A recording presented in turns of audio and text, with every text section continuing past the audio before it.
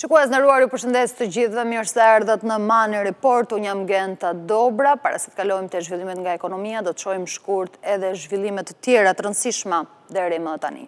Vizita e parë zyrtare e një kryeministri britanik po shënon fillimin e një klime dashurie mes Tiranës dhe Londrës. Edi Rama dhe Keir Starmer konfirmuar klimën e ngrohtë dhe suksesin e bashkëpunimit mes dy vendeve, ndërsa kryeministri shqiptar hapi për herë të parë derën e një marrëveshje të ngjashme si ajo me Italinë për emigrantët. Në takim u konfirmua një samit në tetor në Londër për Ballkanin, ku Rama thot se vendet e rajonit të koordinojnë me Londrën çështjet e sigurisë dhe luftës kundër grupeve kriminale.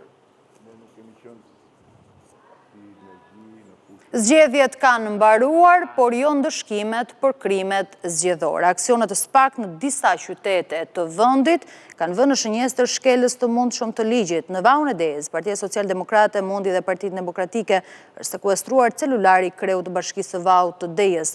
Kristian Shkreli, një socialist, u akuzua gjatë fushatës nga kreu i tij, Rama se po luante me dy porta. Disa mbështetës së Partisë së Doshit janë shoqëruar nga policia. Ilirian Celibashi paralajmëron numëruesit e votave në të gjithë vendin se brenda ditës së sotme duhet të mbyllin numërimin e votave preferenciale për kandidatët siç e parashikon kodi zgjedhor. Ai kujton se shtyrja e afatit të shkelje dhe ndërshkohet me gjob, por vetë Celibashi ndërkohë nuk po zbaton vendimin e KAS që e detyron të hap zarfat e votave të ardhura nga Greqia. Nesër pritet vendimi i kolegjit zgjedhor.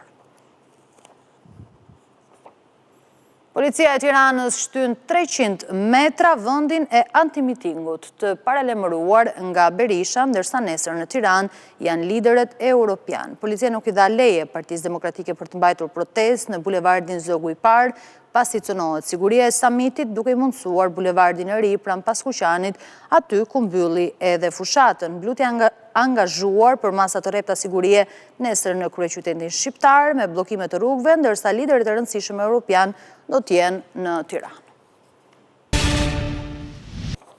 Jo vetëm për turizëm, por britanikët po shohin gjithnjë më tej për Shqipërinë edhe në aspektin e investimeve të huaj, referuar të dhënave të Bankës së Shqipërisë. Fluksi investimeve nga Britania ka ndjekur një tendencë në rritje gjatë viteve të fundit. Në fund vitit të kaluar, fluksi i tyre u shtua me 155 milion euro. Shqipëria ndërkohë po kthehet në një destinacion turistik për britanikët që kanë parë një dyfishim të numrit të tyre për gjatë vitit të fundit.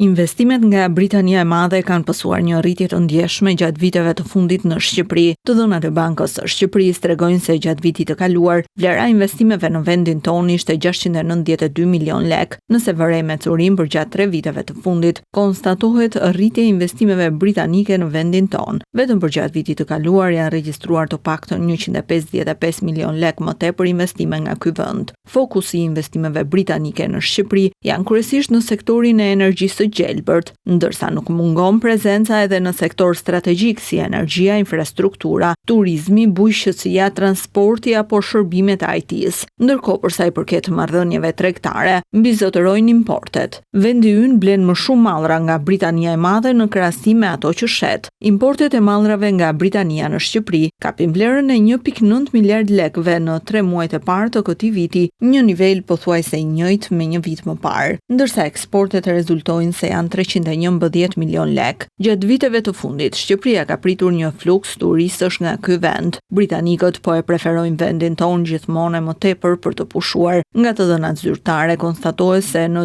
2 muajt e parë të këtij viti, në vend kanë hyrë mbi 26.000 britanik nga rreth 14.000 që ishin në të njëjtën periudhë të një viti më parë.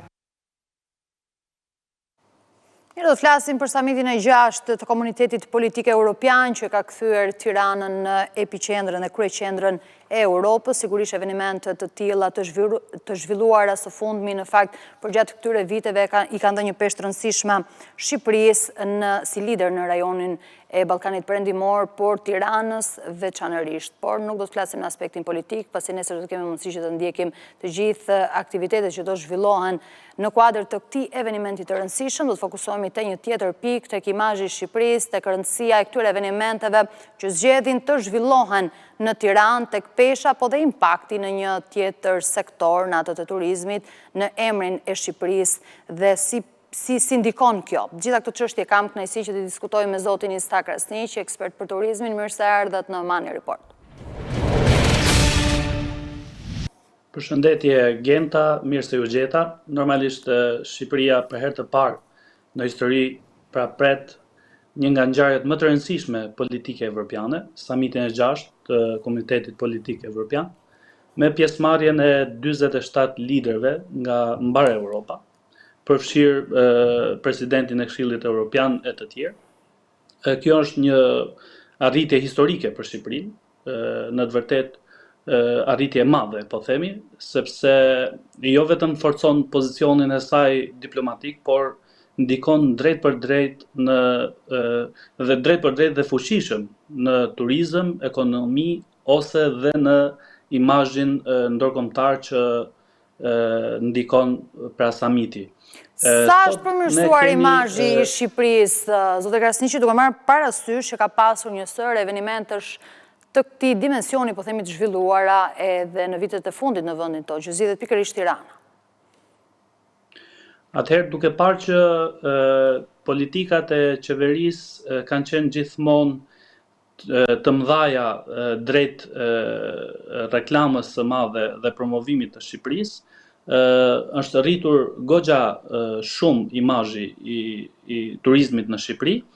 Këto lloj eventimentesh na tregojnë mjaft qartë që Shqipëria po rritet jashtëzakonisht në imazhin e saj, sidomos në sektorin e turizmit, pra dhe në sigurinë e turistëve në vendin tonë, sepse ngjarje të tilla tregojnë siguri duke pritur pra 47 lider botror, po themi,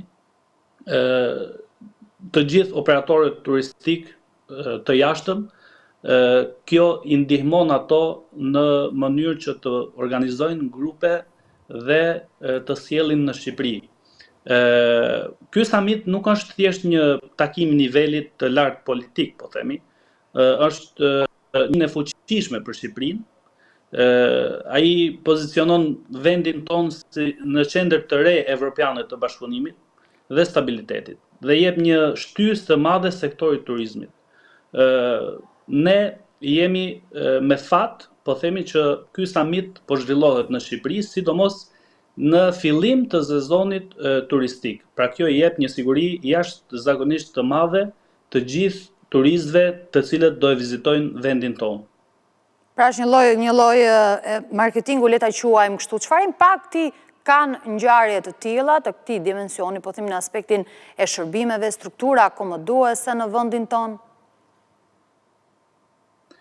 Atëherë ne po flasim me shifra konkrete, sa i përket akomodimit, po themi, është 90% e zonës, po themi, e Unazës, brenda Unazës, të cilat janë zënë tashmë dhe janë rezervuara të gjitha hotelet, po themi për hotelet cilësore, të cilat i kanë marrë jo vetëm liderët, por edhe gjithë, po themi, eskortat ose delegacionet shoqëruese me to. Gjithashtu kemi dhe restorantet të cilat kanë punu shumë dhe transporti i logjistikës ose i VIP-s, të cilët mbi 45% të transportit VIP është e zënë me tashmë në Tiranë dhe hotelierët na raportojnë dhe na thonë që është ngritur edhe çmimi i akomodimit në këtë periudhë. Pra mund të themi që ka pasur një impakt direkt, pavarësisht kozgjatjes së këtyre eventeve, ka një impakt sado të vogël në ekonominë e vendit? Ka një impakt drejt për drejt, në fakt, dhe impakt, po themi, ekonomik, gjithashtu ka një impakt të imazhit shumë të mirë që sjell ky lloj evenimenti. Summiti është diçka shumë e rëndësishme sepse sjell liderët botror, përderisa sot ne po flasim, llogaritet Tirana si kryeqyteti europian diplomatik, sepse ka pritur, po themi, shumicën e liderëve europian dhe më gjerë.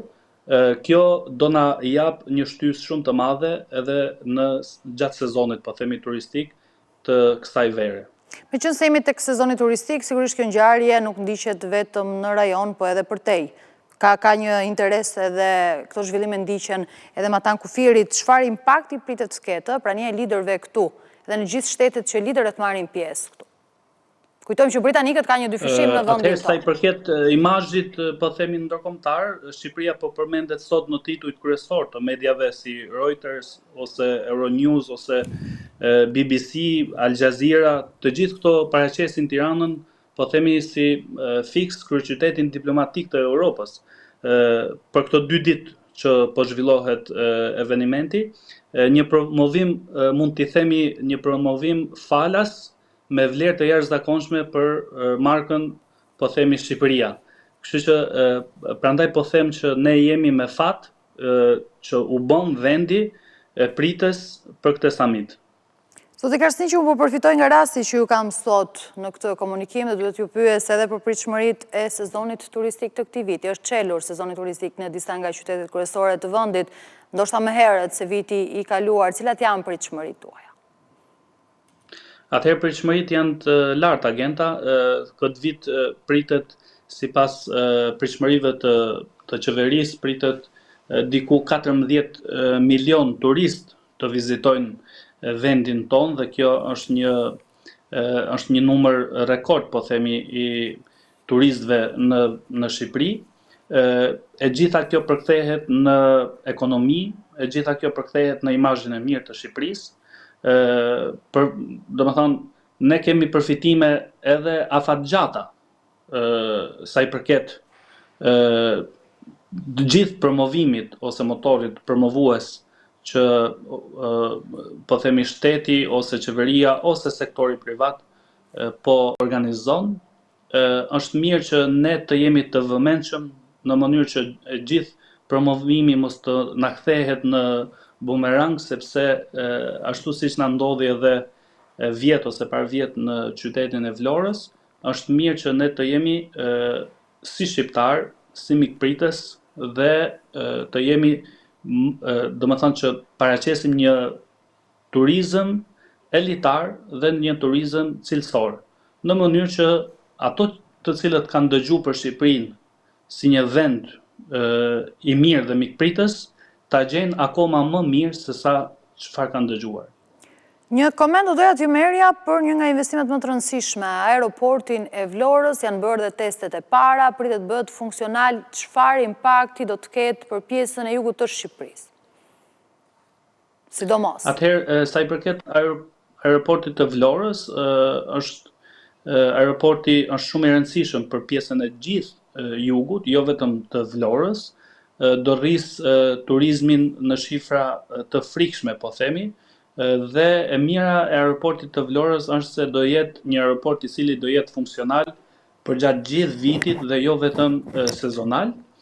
Do fus disa linja ajrore të cilat akoma nuk janë konfirmuar, por thuhet që do fus linja ajrore të cilat janë jo vetëm low cost.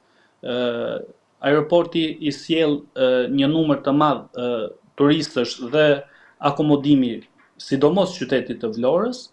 Tashmë qyteti i Vlorës, por edhe më tej, po themi edhe Himara ose Saranda, Gjirokastra, edhe Fieri, pse jo, do jenë qytete të cilat turizmi do ndikojë shumë në rritje, por edhe në ekonomi. Sigurisht do të marrë një pjesë të tregut të aeroportit të Tiranës, po do të ketë mjaftueshëm treg për të dy aeroportet? Do ketë treg, gjithmonë do ketë treg, sepse siç thash, qeveria edhe sektori privat po bën një reklam dhe një promovim jashtëzakonisht të madhe për vendin tonë, sepse ne tashmë i kemi këto resurse turistike, do ketë turist të panumërt, vetë bota po shkon drejt 2 miliard turist në vit, kështu që numri i turistëve do jetë në rritje. Është një trend tashmë i kthyer për gjithë ato të cilët udhtojnë ta provojnë edhe po themi Shqipërinë. Shqipëria jep dhe ka çfarë jep. Në gjithë zonën e jugut ne kemi 2 dete, kemi po themi resorte, kemi edhe hotele të cilat janë edhe me çmime konkurruese ndaj jo vetëm Europës, por edhe Ballkanit, dhe kemi mundësi akomodimi, sidomos në pjesën e jugut, ka po themi më shumë se sa vetë Tirana. Kur do të jetë risia e këtij sezoni turistik? Do të zgjerohet harta me turistë të rinj që vinë në vendin tonë? Do zgjerohet harta me turistë, por pritet edhe shumë vetë pjesa e po themi kosovarëve, të cilët që mbajnë peshën kryesore. Realisht është për të përgëzuar, sepse realisht kanë një ndikim shumë të madh në turizmin shqiptar, është po themi fiks një turizëm patriotik, ai që bën po themi gjithë shteti i Kosovës dhe gjithë vëllezërit tanë kosovar, por ne harta është edhe do zgjerohet shumë edhe nga Azia, pritet vende si Indonezia, me që janë shthap edhe hyrja në Shqipëri, pra janë hap vizat për shtetin e Azisë, e Indonezisë, i cili është një shtet po themi 281 milion banorësh. Gjithashtu edhe Filipinet janë risi e re në Shqipëri, do ketë turist nga Filipinet. Edhe ky është një shtet i madh, pra bëhet fjalë mbi 70 milion banor. Do kemi turist shumë edhe nga vendet si Spanja, të cilat realisht mbajnë po themi numrin rekord të numrit të turistëve, por siç thash, është mirë që ne të strukturojmë turizmin ton, të jemi më të kujdesshëm ndaj turistëve dhe të jemi më të kujdesshëm ndaj paketave që shesim në mënyrë që mos kthehet po themi në antireklam i gjithë ky promovim i madh që është bën vendit tonë. Do të shohim në fakt se si do të jetë decuria e sezonit turistik gjatë këtij viti. Zotë Krasniqi, ju falenderoj shumë që ishit sot në Money Report. Të falenderoj Genta. Ne ndërkohë mbetemi tek turizmi. Manastiri i Zvërnecit është një nga destinacionet që po njeh një numër të lartë të turistësh edhe këto ditë të para të majit. Zona është vizituar nga qindra turistë, kryesisht të huaj. Nuk mungojnë nga Holanda, Franca apo dhe vende të tjera europiane që gjatë qëndrimit të tyre për disa ditë pushimi në Shqipëri, në gjendën e tyre kanë patur edhe një ndalesë në Manastirin e Zvërnecit. Manastiri i Zvërnecit në Vlorë është kthyer në një destinacion që po tërheq numër të lartë turistësh. Në pjesën e parë të muajit maj, zona është vizituar nga qindra turistë kryesisht të huaj. Nuk mungojnë të ardhur nga Holanda, Franca apo edhe vende të tjera europiane. Gjatë qëndrimit për disa ditë pushime në Shqipëri, në agjendën e tyre kanë patur një ndalesë të veçantë në Manastirin e Zvërnecit. Për këta të fundit është një nga vendet më të bukura që kanë vizituar në Shqipëri, duke nisur nga vetë manastiri, por edhe ndërturja fantastike mes detit dhe malit. Jam nga Franca, hera ime e parë këtu, tashmë nuk është sezon i lartë, nuk ka shumë rëmuj dhe mua kjo më pëlqen, ndërsa këtu kam mbetur i surprizuar. Edhe unë nga Franca, më pëlqen, fatmirësisht ndryshe nga vende të tjera këtu kisha është e hapur dhe kjo më jep kënaqësi, pastaj pam dhe një vend të bukur. Jam nga Holanda, është hera e parë këtu dhe po më pëlqen shumë. Vendi është nikprites ndërsa kam mbetur i surprizuar. Një klimë e mirë dhe një ndërthurje shumë e bukur mes manastirit dhe natyrës. Ne jemi një grup dhe po më pëlqen shumë kjo guid. Manastiri i Zvërnecit dhe Vlora janë një nga destinacionet e preferuara për të huajt që vizitojnë Shqipërinë. Zvërneci po regjistron rritje të numrit të turistëve, trend i cili po vijon edhe këtë vit. Ekonomia britanike ka sfiduar parashikimet e zymta të ekonomistëve dhe është zgjeruar në 3 mujorin e parë të vitit me 0.7%. Zgjerimi erdhi pavarësisht tarifave dhe rritjes së afërt të taksave për britanikët, ndërsa ndikimin kryesor e ka dhënë sektori i prodhimit dhe ai dominues i shërbimeve. Ekonomia britanike u rrit me 0.7% për gjatë 3 mujorit të parë të vitit, edhe më shumë se parashikimet e ekonomistëve prej 0.6%. Sipas zyrës për statistikat kombëtare, prodhimi i brendshëm bruto u rrit me ritmin më të fortë në një vit. Zgjerimi u nxit kryesisht nga sektori dominues i shërbimeve me një rritje prej 0.7% për gjatë periudhës, si edhe nga sektori i prodhimit që u zgjerua me 1.1%, teksa ndërtimi nga ana tjetër mbeti në të njëjtat nivele me fundin e vitit kaluar. Shifrat shënojnë periudhën pak para vendosjes së tarifave të importit nga Shtetet e Bashkuara të Amerikës. Ekonomistët kanë paralajmëruar se rritja e mëvonshme mund të jetë më e dobët pikërisht nga shqetësimet e pasojave të politikave tregtare të Trump, por edhe taksat e reja nga Partia Laboriste. Banka e Anglisë javën e kaluar tha se perspektiva e ekonomisë britanike është përkeqësuar për shkak të tensioneve tregtare. Qeveria e Keir Starmer është përpjekur ta izolojë Britaninë nga pasojat, duke arritur një marrëveshje tregtare me Donald Trump për të ulur disa nga tarifat për automjetet, aluminin dhe çelikun. Familjet britanike deri më tani kanë treguar qëndrueshmëri ndaj pasigurisë së shtuar ekonomike, pavarësisht se anketat e besimit të konsumatorëve dhe biznesit kanë treguar një rënje të ndjeshme në muajt e fundit. Me këto shifra rezulton se ekonomia britanike ka performuar më mirë dhe është rritur më shpejt se ekonomia e Amerikës, Kanadas, Francës, Italisë dhe Gjermanisë. Kemi mbërritur në fund të Money Report edhe për sot. Zhvillimet të tjera nga vendi, i rajoni dhe bota i ndiqni duke klikuar edhe në faqen tonë zyrtare bcnews.al, po ashtu informimin korale në valët e radios në frekuencën 105 FM. Bashkë do të ndajemi këtu, pas pak vjen kolegja Jeta Kase.